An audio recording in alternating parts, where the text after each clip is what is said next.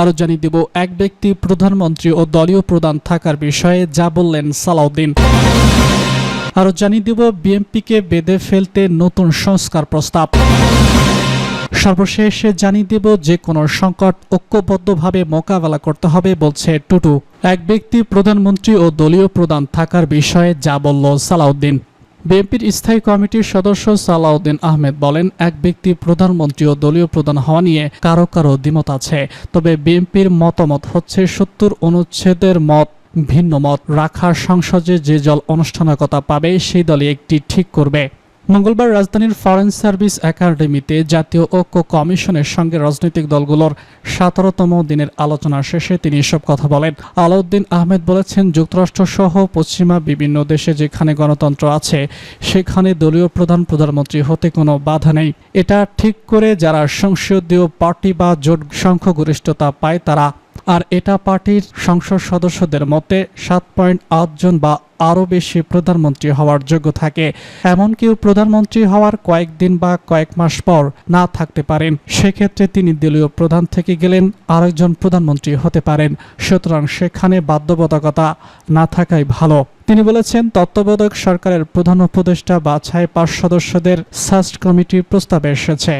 সেখানে সরকারি দলের প্রধানমন্ত্রী ও স্পিকার, আর বিরোধী দল থেকে বিরোধী দলীয় নেতা, ডেপুটি স্পিকার আর সংসদের তৃতীয় বৃহত্তম দলের একজন থাকবে।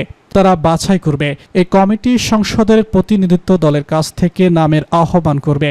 সেখানে সরকারি এবং বিরোধী দল তো নাম দেবেই, এর বাইরে স্বতন্ত্র সংসদ সদস্যরা নাম দেবে। এই নামগুলো যাচাই বাছাই করে সার্চ কমিটি যদি প্রধান উপদেষ্টা নিয়োগে ঐক্যমত হতে পারে ভালো, না পারলে দ্বিতীয় পদ্ধতিতে যাবে। তিনি আরো বলেছেন, দ্বিতীয় পদ্ধতি হচ্ছে সার্চ কমিটির কাছে সরকার দল এবং বিরোধী দল ৫ জন করে ১০ জনের নাম প্রস্তাব করবে, আর তৃতীয় দল ২ জনের নাম প্রস্তাব করবে। এই ১২ জনের মধ্য থেকে যাচাই বাছাই কমিটি যদি প্রধান উপদেষ্টার নাম চূড়ান্ত করে ঐক্যমতে আসতে পারে তাহলে ভালো। এখানেও যদি ঐক্যমতে আসতে না পারে তাহলে ঐক্যমত কমিশন থেকে প্রস্তাব এসেছে র্যাঙ্ক চয়েস গ্রুপিং এর মাধ্যমে উপদেষ্টা নিয়োগ করার। যদিও এ বিষয়ে আজকের বৈঠকে ঐক্যমত হয়নি রাজনৈতিক দলগুলো। বিএনপিকে বেঁধে ফেলতে নতুন সংস্কার প্রস্তাব। বিএনপিকে বেঁধে ফেলতে অন্তর্বর্তী সরকার তথা জাতীয় ঐক্যমত কমিশন সংস্কারের নামে বিভিন্ন নতুন প্রস্তাব আনছে বলে মনে করছে দলটি। বিএনপির অভিমত, গণতন্ত্রের ইতিহাসে দেশে দেশে যেগুলোর নিয়মিত অনুশীলন সেগুলো কমিশন উপেক্ষা করতে যাচ্ছে। যুক্তরাজ্য, যুক্তরাষ্ট্র, ভারত সহ অনেক দেশ দলীয় প্রধান ও প্রধানমন্ত্রী একই ব্যক্তি হওয়ার নজির রয়েছে। বাংলাদেশেও দলের প্রধানমন্ত্রী সারা জীবন প্রধানমন্ত্রী হয়ে আসছেন।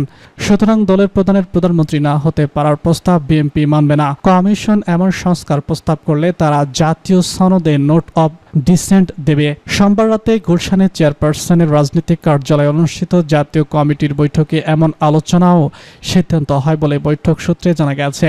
অবশ্য গতকাল মঙ্গলবার রাজনৈতিক দলগুলোর সঙ্গে সংলাপে ঐক্যমত কমিশন সিদ্ধান্ত নিয়েছে, রাজনৈতিক দলের প্রধান ব্যক্তি প্রধানমন্ত্রী হতে পারবে না। তবে এই সিদ্ধান্তের সঙ্গে যারা একমত নন তারা জাতীয় সনদে নোট অব ডিসেন্ট দিতে পারবেন। বিএনপির ভারপ্রাপ্ত চেয়ারম্যান তারেক রহমান লন্ডন থেকে ভার্চুয়ালি সংযুক্ত হয়ে স্থায়ী কমিটির বৈঠকে সভাপতিত্ব করেন। বৈঠকে দলীয় প্রধানমন্ত্রী হতে না পারা, রাষ্ট্রপতি এবং প্রধানমন্ত্রীর মধ্যে ক্ষমতার ভারসাম্য এবং দলীয় তত্ত্বাবধায়ক সরকার ব্যবস্থা নিয়ে আলোচনা হয়েছে। বিএনপি নেতা মনে করেন, রাজনীতিতে ক্রিয়াশীল অন্য দলগুলো অনেক বড় দল নয়। নির্বাচন হলে তাদের ক্ষমতায় যাওয়ার সম্ভাবনা ক্ষীণ। সেক্ষেত্রে ঐক্যমত কমিশনের সব প্রস্তাব মেনে নিলেও তাদের কোনো সমস্যা নেই। কিন্তু বিএনপির পক্ষ থেকে এই সিদ্ধান্ত মেনে নেওয়া কঠিন, কারণ বিএনপির একটি লিডারশিপ টেক্সটার এবং সারা দেশে নেতৃত্বের একটি চেইন অব কমান্ড আছে। যাছাড়া নির্বাচনে সংখ্যাগরিষ্ঠতা পাওয়া দলের সংসদীয় কমিটি ঠিক করে থাকে কে প্রধানমন্ত্রী হবেন। এখানে কোনো আইনি বাধ্যবাধকতা থাকা উচিত নয়। সংখ্যাগরিষ্ঠতা দলের সংসদীয় কমিটি যদি মনে করে তারা দলীয় প্রধানকেই প্রধানমন্ত্রী নির্বাচিত করবে, তাহলে গণতান্ত্রিক এই প্রক্রিয়ার সুযোগ বন্ধ করা ঠিক হবে না। যে কোনো সংকট ঐক্যবদ্ধভাবে মোকাবেলা করতে হবে বলছে টুটু। বিএনপির প্রচার সম্পাদক সুলতান সালাউদ্দিন টুকু বলেছেন, বাংলাদেশকে ঐক্যবদ্ধ থাকতে হবে এবং প্রতিটি সংকটে সংহতি নিয়ে ঐক্যবদ্ধভাবে মোকাবেলা করতে হবে।